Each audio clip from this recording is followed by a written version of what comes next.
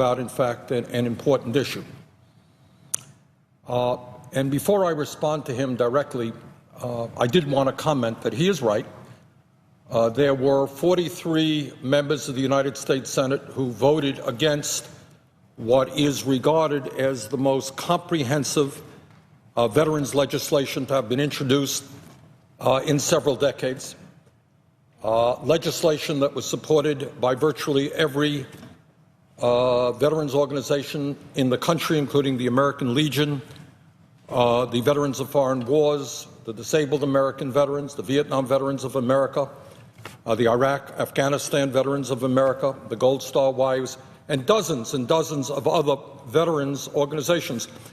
And, Madam President, if I might point out that while my colleague from Louisiana is, of course, right, that there were 43 senators who voted no, he neglected to mention that there were 56 senators who voted yes. And there was one senator who was absent on that day who would have voted yes. So we are now at the stage where we have 57 senators, which I would suggest to my colleague from Louisiana is significantly more than 43%. It is 57%. And if we could have the cooperation, and I hope we can maybe make some progress right here and now, from my colleague from Louisiana who has shown interest in veterans issues, you know what? We can do something that millions and millions of veterans and their families want us to do. And if my colleague from Louisiana would allow me, I would just like to quote from what the Disabled American Veterans, the DAV, has to say about this legislation, which unfortunately my colleague from Louisiana voted against, one of the 43 who voted against it. This is what they say, DAV, quote, "This massive omnibus bill, unprecedented in our modern experience, would create, expand, advance, and extend a number of VA benefits, services, and programs that are important to the disabled American veterans and to our members. For example, responding to a call from DAV as a leading veterans organization, it would create a comprehensive family caregiver support program for all generations of severely wounded, injured, and ill veterans. Also, the bill would authorize advanced appropriations for VA's mandatory funding accounts to ensure that in any government shutdown environment in the future, veterans' benefit payments would not be delayed or put in jeopardy. This measure also would provide additional financial support to survivors of service members who die in the line of duty, as well as expand access for them to GI Bill educational benefits. A 2+ year stalemate in VA's authority to lease facilities for health care treatment and other purposes would be solved by this bill, which is, of course, what the senator from Louisiana is referring to.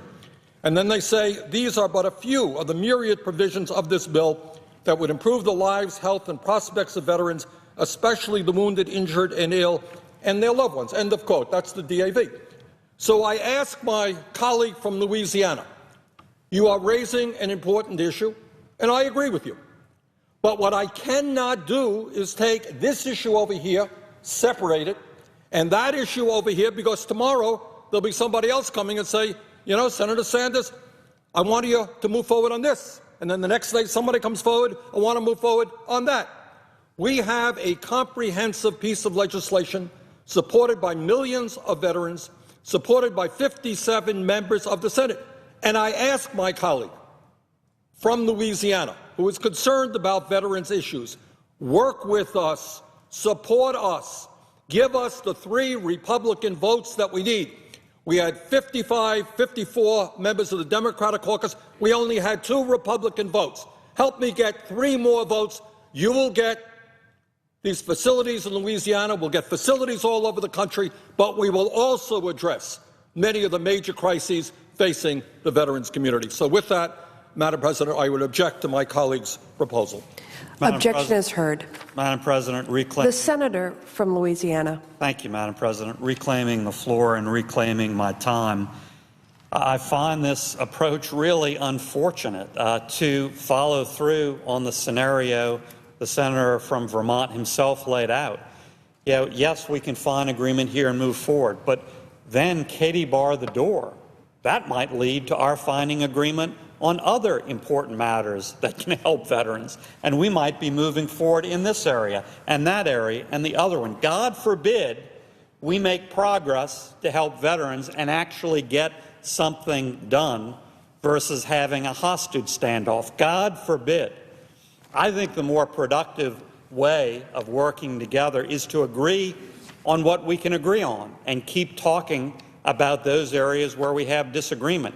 And in fact, in the past, Senator Sanders has endorsed that approach in the area of Veterans Affairs.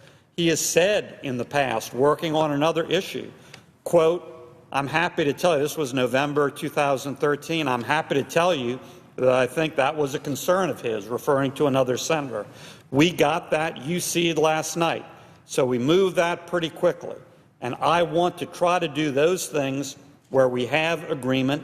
Let's move it, close quote. He agreed on a small focus bill where we did have agreement. He said, let's do that by unanimous consent. Let's agree where we can agree and be constructive and move on. Quote, I want to try to do those things where we have agreement. Let's move it. Well, I would say to Senator Sanders through the chair, we have agreement. This is an important matter. 27 clinics isn't the world, but it is an important matter that affects hundreds of thousands of veterans in 18 states, including in my Louisiana communities of Lafayette and Lake Charles. We have agreement, so let's move it. I agree with that approach. I think that's a constructive approach versus saying, I have majority support, but not the 60 required, so I'm holding everything else veterans-related hostage. I'm not agreeing to anything else. I don't think that is a constructive approach. I don't think that reflects the spirit of the American people who want us to try to reach agreement where we can reach agreement. I don't think that's a constructive way to build goodwill and to build consensus. So I'd urge my colleague, with all due respect, to reconsider. Let's agree where we can agree, where we have agreement. Let's move forward where we have agreement. Let's move it. This isn't the world, but it's meaningful, it's significant, and it does not relieve any pressure in terms of the broader veterans discussion regarding the Sanders bill or the Burr alternative or anything else. Those bills are so much more massively larger that these 27 clinics being done separately does not change the discussion or the dynamics of this in any way, shape, or form. So I would really urge my colleague to reconsider. I would urge my colleague from Louisiana, Senator Landrieu, to urge Senator Sanders to reconsider, something she has not done to date. A lot of us are waiting for her support of these important community-based clinics in Lafayette and Lake Charles. She hasn't been on the floor. I urge her to join me on the floor to get this done. Madam President. The senator from Vermont. Well, first of all, I will tell you that two things. In terms of Senator Landrieu, she has, in fact, spoken to me on numerous occasions about her concerns about this issue. But more importantly, she has shown a willingness to stand up for all veterans in this country, and she voted for the legislation supported by the American Legion, the DAV, the Vietnam Veterans of America, and virtually every veterans organization. So I thank Senator Landrieu very much for her support for comprehensive legislation that would benefit millions and millions of Americans. Now, essentially, what the senator from Louisiana is saying, let's work together. And I agree with him. Let us work together. I've got 57 votes for this piece of legislation. So right now, I ask my friend from Louisiana, work with us. What are your objections? At a time when we have given huge tax breaks to billionaires and millionaires, when 1 out of 4 corporations in this country doesn't pay a nickel in federal income taxes, does my colleague from Louisiana think that really in this country we should not take care of the men and women who have put their lives on the line to defend this country. I am prepared. My staff is prepared to sit down and hear your objections. I'm not sure what your objections are. You haven't told me. Are you opposed to an expansion of the caregivers program? Are you?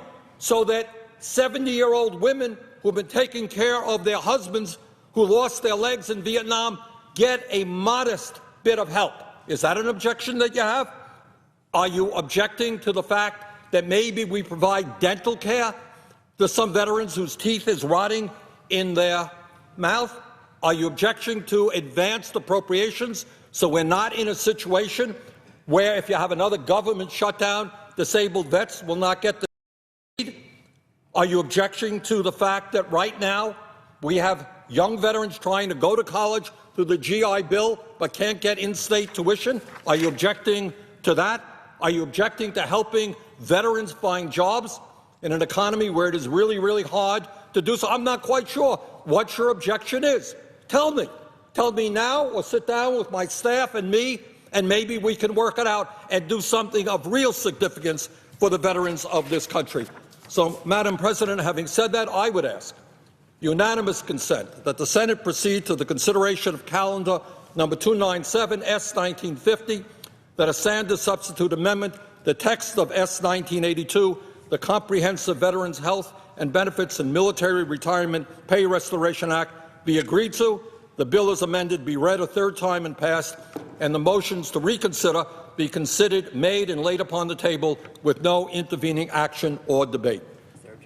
Is there objection? Madam President, The senator from Louisiana. reserving the right to object, I would again point out that I'm not only going to object to this, there are 43 senators who have serious substantive concerns with this very, very broad and expansive bill. And those concerns and objections have been laid out. They've been laid out by my staff in meetings with the staff of the senator from Vermont. They've been laid out by the Republican ranking member on the committee, Senator Burr. I share his general concerns about the bill. So if the distinguished senator from Vermont doesn't understand those concerns, quite frankly, hasn't been listening very hard. We have laid them out, and they are shared by 43 senators versus a bill as amended at the desk with no objections to its substance. None. 100 to 0. Big difference. Big difference. And so on behalf of a total of 43 senators, I do object. Madam President. Objection is heard. And Madam President, The senator from Louisiana. retaining the floor, I would also ask the distinguished senator from Vermont through the chair.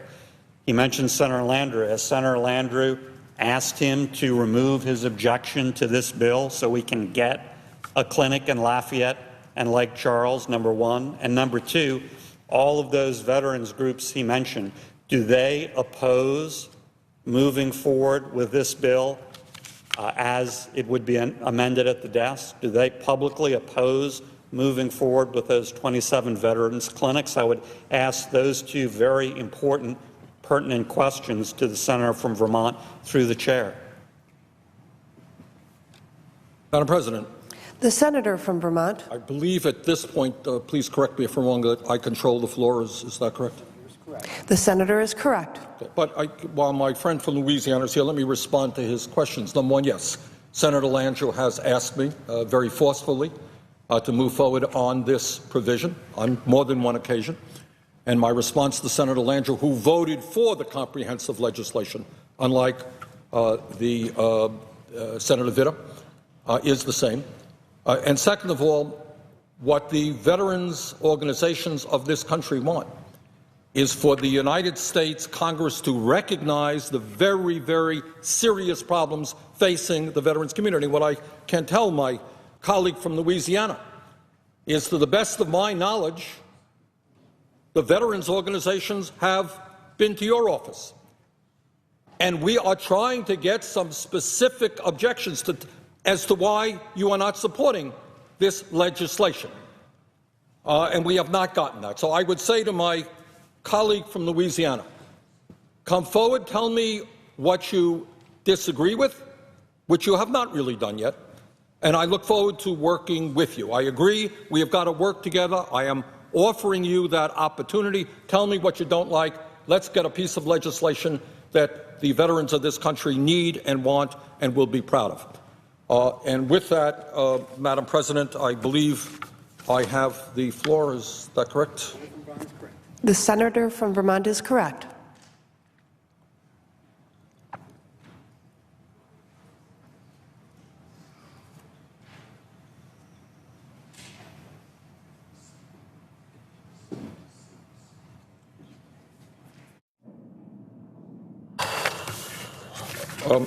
Madam President, how much time do I have?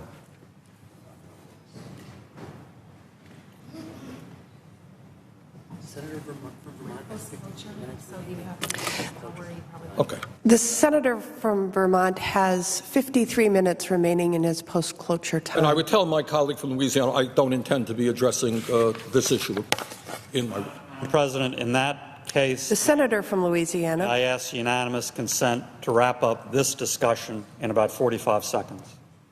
Is there objection? Without objection. Thank you. I thank my colleague. Again, Madam President, I think this is really unfortunate. I agree with what Senator Sanders said last November. Where we have agreement, let's move it. We have agreement about these 27 clinics, 18 states, including Lafayette and Lake Charles. Let's move it. And I didn't hear him saying that any of those veterans organizations he continually cites oppose this, because they don't. Because they take the common sense approach that the huge majority of Americans take. Where there's agreement and we can constructively move forward for veterans, let's do it, and let's build on that. And finally, if Senator Landrieu has forcefully asked you to remove your objection to this, apparently she's not being very effective. I think that's very unfortunate, because veterans in Louisiana are suffering today. They've been waiting for this. They've been waiting for years for this, and they still wait, even though there's no substantive disagreement with this bill. Thank you, Madam President. I yield the floor. Madam President, let me just respond. The senator from Vermont. It's not my intention to get involved in Louisiana politics, but just to say that Senator Landrieu voted for this legislation. She has been a champion of veterans' rights, and I look forward to continue working with her on comprehensive legislation that will benefit all of the veterans of Louisiana and the other 49 states. Madam President, I want to change subjects, if I might. And I want to touch upon an issue which I believe is far and away the most significant issue facing the American people. And that is a struggle not just to make sure that we can preserve and expand the vitally important programs that are life and death to tens of millions of middle-class and working-class families, programs like Social Security and Medicare and Medicaid. The issue we're discussing now is not just whether. We must create the millions and millions of jobs that we need. Real unemployment, Madam President, is not 6.8%. It is close to 12%, and youth unemployment is close to 20%. We've got to create millions of jobs for our young people and for working families around this country. We have made some progress with the Affordable Care Act, just announced yesterday. About 10 million more Americans will have access to health care who formerly did not. But we've got to go further. We've got to join the rest of the industrialized world, which states what all of them have stated, every country has stated, that health care must be a right and not a privilege. And when we do that through a Medicare for All single-payer program, we can do it much more cost-effectively and end the absurdity of the United States spending almost twice as much per capita on health care as do the people of any other nation. All of those issues, education, climate change, enormously important for the future of this nation. But, Madam President, I will tell you about the issue that is even more important than all of those, and that is whether or not we can prevent this country from moving to an oligarchic form of society in which virtually all economic and political power rests with a handful of billionaire families. Now, I know we don't talk about it too much. Most people do not raise that issue. Certainly, we don't see it in the corporate media. That is the reality. Right now in America, we have by far the most unequal distribution of wealth and income of any major country on earth. What we're looking at is the top 1% owns 38% of the financial wealth of America. Madam President, I have very little doubt that the overwhelming majority of Americans have no idea what the bottom 60%. Top 1% owns 38% of the wealth of Americans of America. Bottom 60% owns all of 2.3%. And that gap between the very, very rich and everybody else is growing wider and wider. You got one family, the Walton family that owns Walmart, owns more wealth than the bottom 40% of the American people. And in terms of income, the situation is equally bad. In the last number of years since the Wall Street collapse, 95% of all new income has gone to the top 1%. So you have an economic situation where the middle class is disappearing, more people living in poverty than any time in the history of the United States, 22% of our kids living in poverty, the highest rate of childhood poverty of any major country on earth. And all the while, middle class disappears, more and more people living in poverty, people on top are doing phenomenally well. Almost all new income goes to the top 1%. But, Madam President, it is not just growing disparity in terms of income and wealth. That's enormously important. But it is what is happening to the political foundations of America. What we are now seeing is a result of Citizens United, and we're going to see it more as a result of the disastrous Supreme Court decision of today. McCutcheon will enable the billionaire class to play an even more prominent role in terms of our political process. Madam President, the Koch brothers are worth about $80 billion. $80 billion. They are the second wealthiest family in America. And working with other billionaires like Sheldon Adelson, the Kochs are prepared to spend an unlimited sum of money to create an America shaped by their right-wing extremist views, and I mean unlimited. Madam President, if your income went up, and I know you're not quite there in this status, from $68 billion to $80 billion in 1 year, $12 billion increase in your wealth, and you believe passionately, as the Koch brothers do, in this right-wing agenda, why would you hesitate spending $1 billion, $2 billion on the political process? Last year, both Barack Obama and Mitt Romney spent a little bit more than $1 billion for their entire campaigns.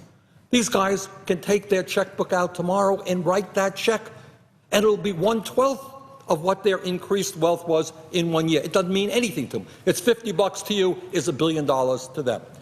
So, Madam President, we have got to be very, very careful that we do not allow this great country, where people fought and died to protect American democracy, become a plutocracy or an oligarchy. And that, frankly, is the direction in which we are moving.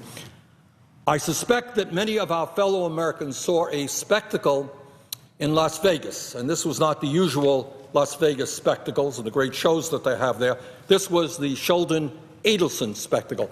And this is what the spectacle was just last weekend. Sheldon Adelson said to prospective Republican candidates for president, he said, why don't you come on down to Las Vegas and tell me what you could do for me, because I'm only worth $20 billion. I am only the largest gambling mogul in the entire world, but $20 billion isn't enough. So I want you to come to Las Vegas and tell me what favors you can give me if you happen to be elected president. And by the way, if you sound the right note, if you kind of do what I like, why, I may put a few $100 million into your campaign. Maybe, if I'm feeling good, I'll throw $1 billion into your campaign. And the media has dubbed this the Adelson primary. Now, what primaries generally are about is Hundreds of thousands of Republicans get together. They vote on who they want their candidate to be in a state. Democrats do the same. Candidates make an appeal to ordinary people to get votes. Some of us are old-fashioned, and we kind of see that as democracy. I come from a state which proudly has town meetings. I have held hundreds of town meetings in my state. I know it's old-fashioned. I know it's getting out of step. But I actually listen to what people have to say. And they walk in the door free. And occasionally we actually even serve some lunch. And you don't have to be a billionaire to ask me a question. And I answer questions. And I talk to people. I understand that that's old-fashioned, not the way we do it anymore. The way we do it now is the Adelson way. Walk in the door, and I'll give you hundreds of millions of dollars. Or come to a campaign fundraiser, and if you make the largest contributions, tens of thousands of dollars, I'll listen to you. But, Madam President, we have got to turn this stuff around.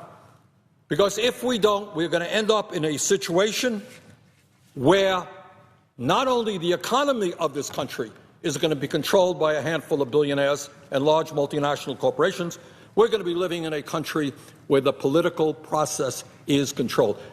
Somebody mentioned to me, and I don't know, maybe I'll introduce this legislation. You know what NASCAR is? When these guys who drive the racing cars, and they have on their coats being sponsored by this or that oil company or this or that tire company, maybe we should introduce that concept here in the Senate. And you can have a patch on your jacket which says, I am sponsored by the Koch brothers. 87% of my funding comes from the Koch brothers. Maybe we'll give you a special jacket. Then you got the Adelson guys, so you got this person and that person. But it might tell the American people why we continue as a body to give more tax breaks to billionaires, and yet we're having a heck of a tough time raising the minimum wage to $10.10 an hour. It might tell the American people why we do nothing to close corporate loopholes, but we're having a hard time addressing pay equity in America so that women get the same wages that men do. And I just want to say, Madam President, I think when you talk about issues like campaign finance, a lot of Americans say, well, yeah, it's a problem, but it doesn't really relate to me. And let me suggest to you, it absolutely does relate to every man, woman, and child, because it's imperative that people understand what the agenda is of the Koch brothers. For example, these are people who have been very clear that they want massive cuts in Social Security or the privatization of Social Security. They want massive cuts in Medicare or the voucherization of Medicare, massive cuts in Medicaid. And as some of the largest polluters in America in terms of greenhouse gas emissions, the Koch brothers want to crack down on the ability of the EPA to regulate pollution. These guys want to cut back on funds for education so that our kids can afford to go to college. So if you think that this issue of campaign finance does not relate to your life, you are very, very mistaken. We are moving toward a situation where people with huge sums of money are going to spend unlimited amounts to elect candidates who reflect an extreme right-wing agenda, which will make even the wealthiest people in this country even richer, while continue the attacks against the middle class and working families of this country. Now, Madam President, I would just conclude by saying this, and I mean this quite honestly. As somebody who grew up from a family that didn't have a lot of money, and as somebody who represents the great state of Vermont, where people constantly tell me, just they ask for so little. They ask for so little. And I've heard veterans say, well, I don't want to use the VA, because some another veteran really may need it more, or I don't need this program, somebody else may need it more. I don't understand how it is that people worth $80 billion are spending huge sums of money to become even richer, and they're doing it by trying to attack the programs that are life and death for the elderly. Why would you want to cut Social Security when you're worth $80 billion, you have more money than you can dream of for retirement? Why would somebody want to do that? When you are worth billions and you have the best health care in the world, why do you want to make massive cuts in Medicare or Medicaid? What motivates somebody with so much money to go to war against working families and the middle class? I frankly don't understand that, and I can only think that this has to do with power, the drive for more and more power, the thrill it must be to tell candidates, you want my support, this is what you have to do. But I think this is just a huge issue that we as a nation have got to address. Too many people have given up their lives to fight for American democracy, to see this nation, this great nation, be converted into a plutocracy or an oligarchy. We must not allow that to happen. And with that, Madam President, I would yield the floor.